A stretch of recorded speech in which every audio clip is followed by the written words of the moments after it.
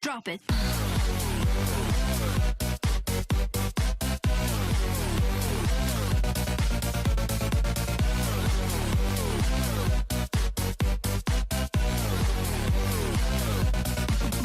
Yeah. What's going on, guys? So one of my boys recently messaged me like a half an hour ago. He messaged me with this card and said, "Yo, don't you think this card looks like a Transformer version of Pegasus?" And I was like, "Yeah, now that you say it, it's pretty funny actually. Holy shit!" And I didn't even look at the details. I didn't even think about what archetype this card might be from. And then I closed the chat history with him, and I thought about it. And I was like, "Which archetype is that?" And then I opened it again, and I saw that it's Bujin Support, baby! Let's go! Be Bujin best deck! Okay, let's be real here for a second. It's not gonna be best deck, of course. But I still want to talk about it, because I'm a huge fan of Bujins. And, you know, the funny thing is actually, I was going to release a Bujin deck profile just, like, a few days from now. Probably, like, 2 days from now or something like that. Now, I'm just waiting for a few cards. So, as soon as the cards arrive, I'm gonna do the profile. And now they release new Bujin Support in the OCG. It's heartwarming, isn't it? Okay, so... 3 cards in total have been revealed so far to be in the set called Lightning Overdrive, I think it's called. Lightning Overdrive is also the archetype where Circus Altergeist is being released and stuff.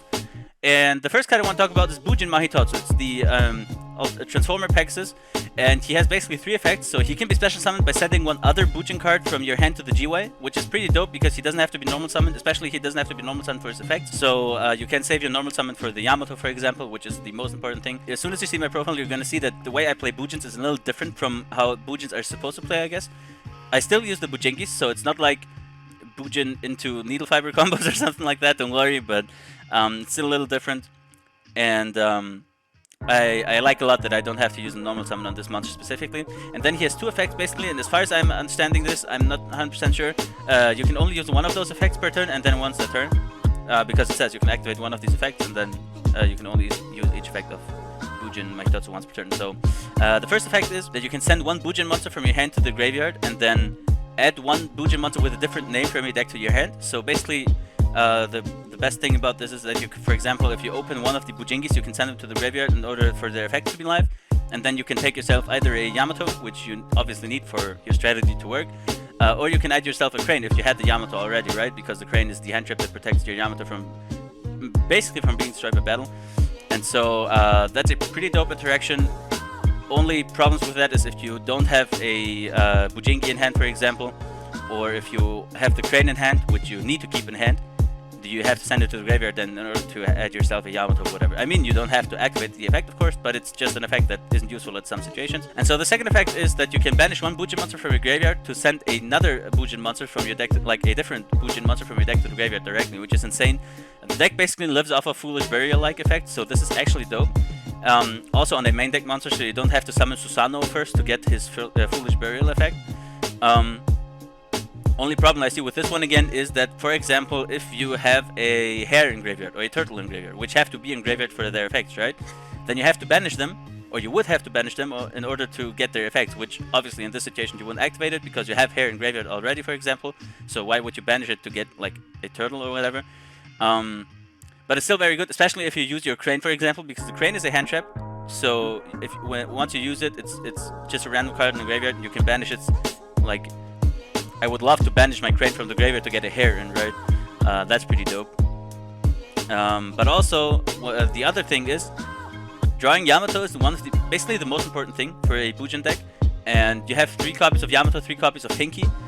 When going second, or like after turn 3, you also can search the Yamato with the Bujingi Peacock, which is 6 to 9 copies of Yamato basically, depending on the situation. But with this one, you can send a Bujin monster from your hand to the GY and add one Bujin monster with different names. So you could also search Yamato with this. Technically, you can have 12 copies of Yamato in your deck. And if you don't draw one of your 12-ofs, it's like, it's not gonna happen, right? So that's pretty dope, actually. Then the next card is Bujin Torifune, which is also a pretty strong effect. You contribute that card, and also it's not like on normal summon, so you can technically, if you have a way, special summon it out or whatever. You contribute that card to special summon 2 Bujin monsters with different types, and that's very important, directly from your deck in defense position. And that's important because Yamato is a Beast Warrior monster, and the Bujingi monsters, like in my deck, for example, I only play Yamato from the Beast Warriors, and then I only play some of the Bujingis. And so you would have to summon the Yamato and then another Bujingi monster. And also you can get, for example, a hair on your field, right? And then if you found a way, either by yourself or your opponent or whatever, to have him clear the Bujingi that you summoned, then you can instantly serve some protection in your graveyard for the Yamato that you summoned off of its own effect. So that's pretty dope actually, and also it has another effect since it's going to summon 2 level 4 monsters.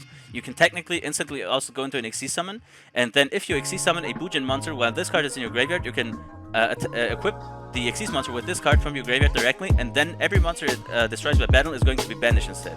Which is actually insane if you think about the fact that Susano, the rank 4 boss monster I want to say, can attack every monster your opponent controls once. So going second, this can insanely help you clear the board. Like Dark Rule of their opponent's board, normal summon this, tribute it off for 2 any level 4 monsters, summon Susano, equip it, and then attack every monster once. Ideally you would have like an Honest in hand or whatever, but that's a huge play actually. And so the last card I want to talk about today, or I can talk about today actually, because so far 3 Bujin support cards have been revealed from Lightning Overdrive, which is the set's name, is Bujin Intersection, a permanent spell card which has 3 effects basically. One of them is a protection effect, a permanent one. All Bujin Beast Warrior monsters you control can be destroyed by card effects except during the battle phase, which doesn't matter a lot I don't think. And it's pretty dope because it's a permanent Bujingi hair effect basically, so you can use your Foolish Burial-like effect on different monsters like the turtle for example, or the Sinyo, and that's pretty dope.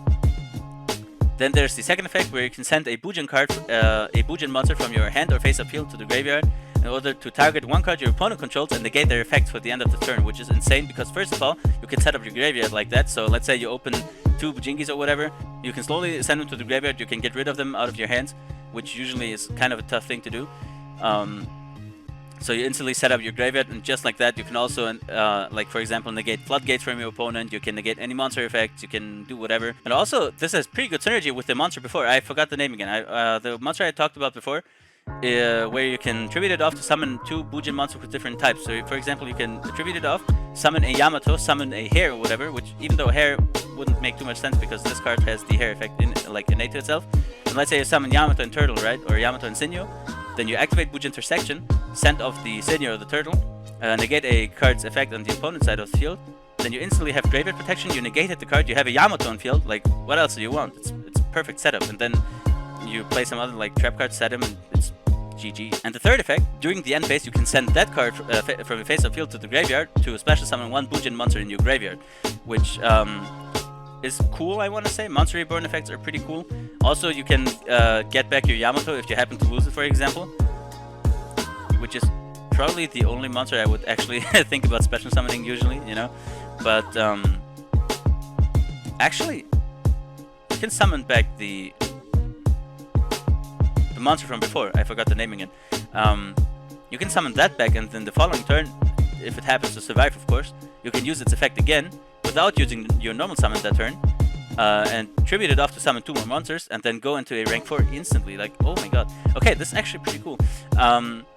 But another cool thing I've thought about is that I think, because it's in the end phase, you can special summon Yamato with this card, and then, because we're still in the end phase, like in your end phase of course, will only work in your own end phase, but you can summon it in the end phase, summon Yamato, and then in the same end phase activate Yamato's effect and instantly get yourself some protection, right?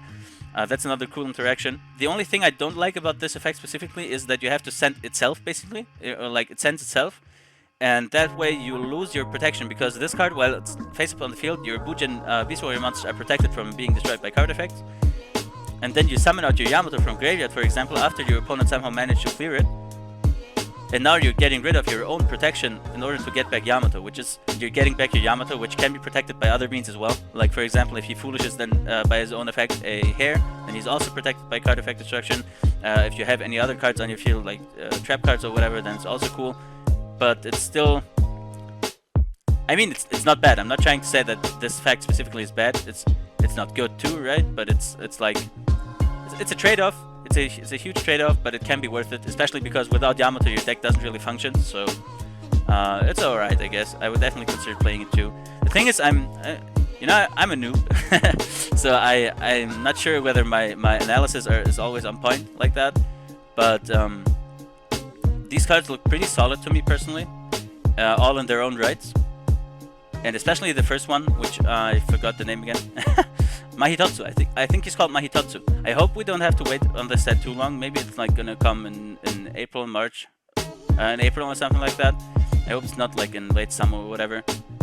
But yeah, that's basically it, guys. I don't have anything more to talk about. I just wanted to drop this video real quick because I love Bujins. It's one of my favorite archetypes, and I almost thought that Konami forgot about the archetype because it's from 2014 or something like that. And yeah, we got the Bujinki Ahashima Link Monster last year, I think, in Dual Overload, if I remember correctly. It didn't do too much for the strategy, right?